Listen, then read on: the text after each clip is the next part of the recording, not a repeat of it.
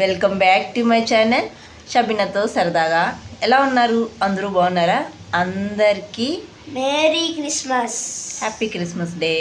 ఎలా జరుపుకుంటున్నారు క్రిస్మస్? తప్పకుండా కామెంట్ చేయండి. ఇంకా మార్నింగ్ లేసాను, ఇంకా బట్టలు ఉంటే ఉతికేసి వాటర్ వస్తుంటే పట్టేస్తాను. ఇంకా టిఫిన్ కూడా చేయలేదు. ఇంకేం టిఫిన్ చేయాలని ఆలోచిస్తున్నాడు. ఇంకా మా చిన్నోడు పనుకొనే ఉన్నాడు, మా పెద్దోడు మాత్రం లేస్తున్నాడు. ఇంకా మా చిన్నోడు లేస్తానే ఒకేసారి వేడివేడిగా సంగటి చేసి దాంట్లోకి చికెన్ కర్రీ చేద్దాము అని అనుకుంటున్నాను. మా చిన్నోడు లేసాలకు ఆల్మోస్ట్ 10 అయిపోతుంది. ఇంకా ఆయన బ్రష్ చేసి రెడీ అయ్యాలకు 10:30 అలా అయిపోతుంది అనమాట. అందుకే ఒకేసారి చికెన్ కర్రీ చేసి సంగటి చేద్దాము అనుకుంటున్నాను. చూడాలి. ఆకలేస్తుందా కృషి? ఇప్పుడు నేను మా హస్బెండ్ అయితే చికెన్ తేవడానికి అయితే బయలుదేరుతున్నాము. వాకింగ్ చేసుకుంటూ అలా వెళ్ళి చికెన్ తీసుకొని వచ్చేస్తాము. ఇంక ఈరోజు అయితే నేను షాపింగ్ వెళ్ళాలనుకుంటున్నాను. పట్టీలు కొనుక్కోవాలి అనుకుంటున్నాను. చూద్దాం మరి పట్టీలు కొన్నా అనేది. తర్వాత ఈరోజు పిల్లలకు కూడా బట్టలు కొనియాలి అని అనుకుంటున్నాను. దానికి కూడా వెళ్ళాలా అనేది కన్ఫామ్గా తెలీదు. వెళ్తే ఆంటీ వాళ్ళ షాప్కి అయితే వెళ్తాను. అక్కడ వెళ్ళి కొంటాను. ఆల్రెడీ బట్టలు ఉన్నాయి వీళ్ళకి, కానీ ఏమరా అంటే వేసుకోరు.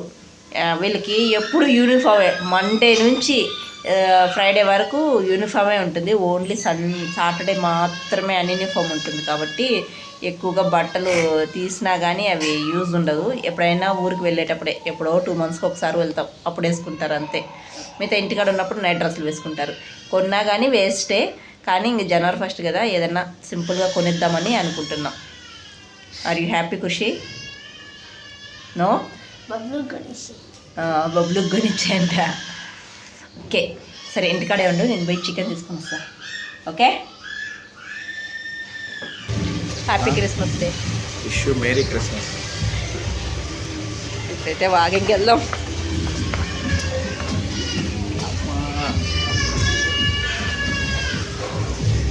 ఇంకా డైరెక్ట్గా వాయిస్ ఇవ్వడానికి ఎదురింటి పిల్లలు బాగా అరుస్తున్నారు. చూసారు కదా, ఇందాకే డిస్టర్బెన్స్గా ఉంది వీడియోలో మాట్లాడుతూ అంటే. ఇంకా అందుకే వాయిస్ ఓవర్ ఇస్తున్నాను అనమాట. ఇంకా నేను మా హస్బెండ్ మార్నింగే ఒక 7:30కి అలా వాకింగ్ చేసుకుంటూ షాప్కి అయితే వెళ్ళాము. ఇంకా దారిలో కొన్ని ఫ్రూట్స్ అయితే కనిపించాయి. ఇంకా హాలిడే కదా, పిల్లలు కూడా ఇంకా ఇంటి దగ్గరే ఉంటారు. ఇంకేదో ఒకటి తినేదానికి ఉండాలి. ఇంకా అందుకే ఫ్రూట్స్ కూడా కొనుక్కుంటున్నాం అనమాట. అంటే ఇంతకుముందు ఆరెంజెస్ అవన్నీ తెచ్చున్నారు, యాపిల్. అవి ఏమరా అంటే ఆరెంజెస్ చాలా పుల్లగా ఉన్నాయి. అబ్బా, తినడానికి అస్సలు కాలేదు. దాంట్లో ఏమరా అంటే నేను ఒక్కరోజు సాల్ట్, రెడ్ చిల్లీ పౌడర్ వేసి పెట్టేసి తిన్నాము. చాలా బాగుంది. ఇంకా అందరికీ అలాగే నచ్చిందనమాట. ఇంకా ఆరెంజెస్ తెచ్చినా కానీ ఇంక మా హస్బెండే ముందుగానే చెప్పేస్తారు, సాల్ట్, రెడ్ చిల్లీ పౌడర్ వేసి పెట్టేసి తినడానికి చాలా బాగుంటుంది, అలాగే ఇవ్వద్దు అనేస్తున్నారు. నేను తినడానికి ఒకసారి అలా చేసుకున్నాను, అందరికీ బాగా నచ్చింది. ఇంకా ఆరెంజ్ తెస్తే ఇంకా ఆ పనే చేసి తింటున్నాం అనమాట. ఇంక ఈ చలికాలం ఎక్కువగా ఆరెంజెస్ తింటూ ఉంటే జలుబు చేస్తుందేమో అని అదొక భయము.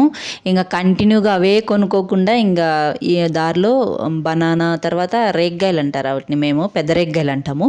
ఇంకా అవి ఉన్నాయి. ఆ 2 మాత్రమే కొనుక్కొచ్చుకున్నాం ప్రస్తుతానికి.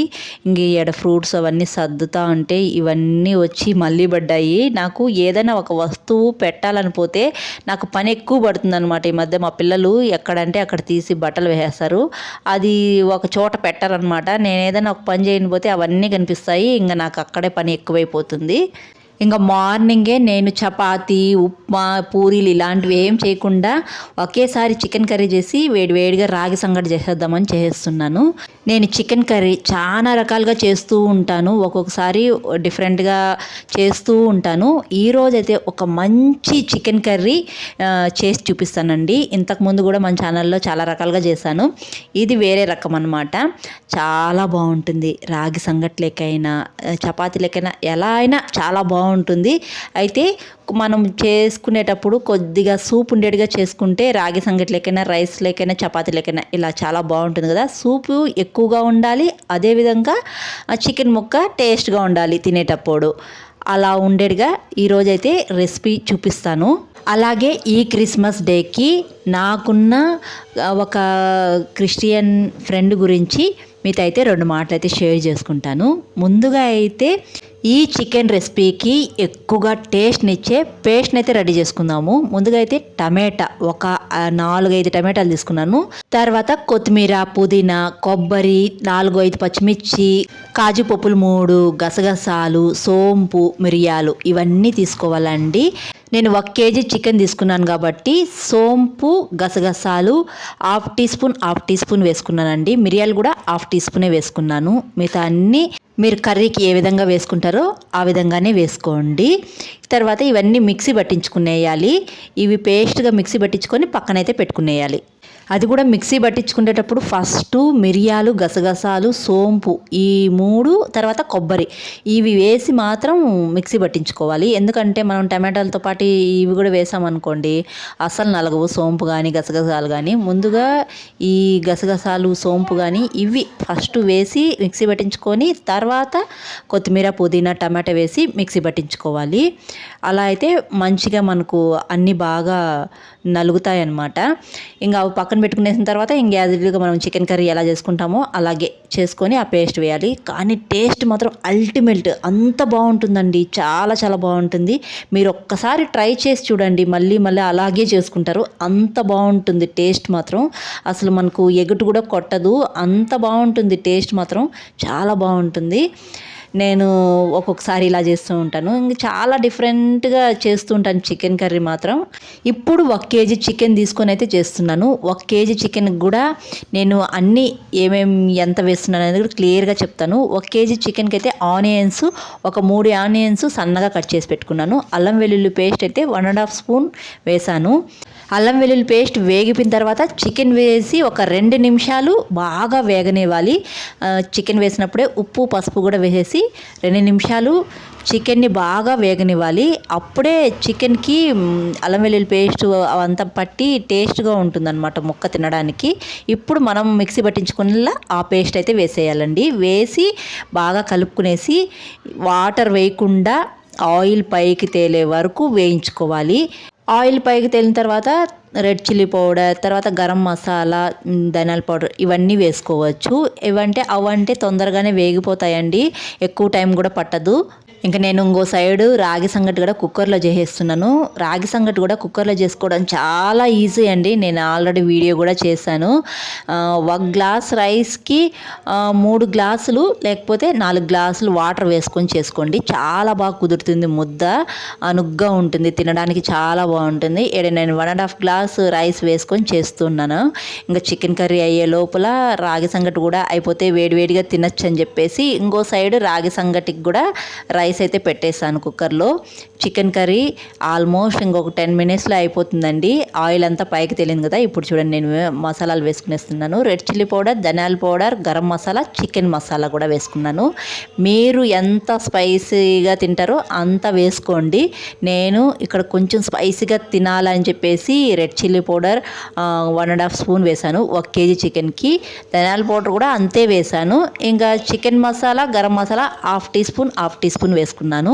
అక్కడికి కరెక్ట్గా ఉంటుంది. ఆ 2 హాఫ్ టీ స్పూన్ వేసుకుంటే బాగుంటుందండి. ఇంకా వాటర్ వేయలేదు నేను. అది టేస్ట్ మాత్రం చాలా బాగుంటుందండి. అసలు చెప్పాల్సిన అవసరం లేదు.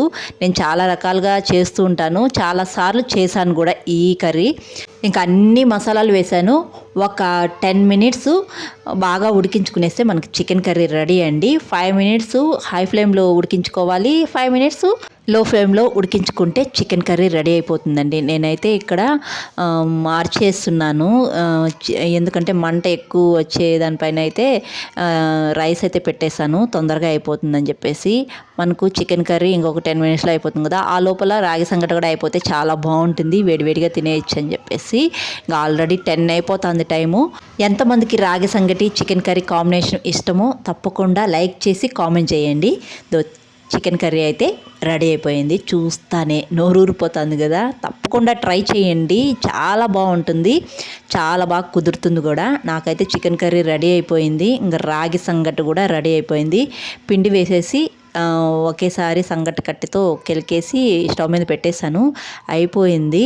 ఒక 2 మినిట్స్ పెడితే మనకు దమ్ అయిపోతుంది. ఇంకా నేనైతే ముద్దలు కలిగేస్తున్నాను. ముద్దలు చేయడం కూడా చాలా ఈజీ. చాలామందికి నేను వినింది ఏంటంటే ముద్దలు చేయడం రాదని అంటూ ఉంటారు. చాలా ఈజీ అండి. ఒక బౌల్లోకి మనకి ఎంత సంగటి ముద్ద కావాలో అంత సంగటి వేసుకొని ఇలా తిప్పేయడమే, అంతే. ముద్ద మనకు పర్ఫెక్ట్గా వచ్చేస్తుంది. నేను అలాగే చేస్తున్నాను చూడండి. మీకు చేత్తో చూపియాలని, చేతిలోకి తీసి ముద్ద చూపియాలని ఇక్కడ ట్రై చేస్తున్నాను.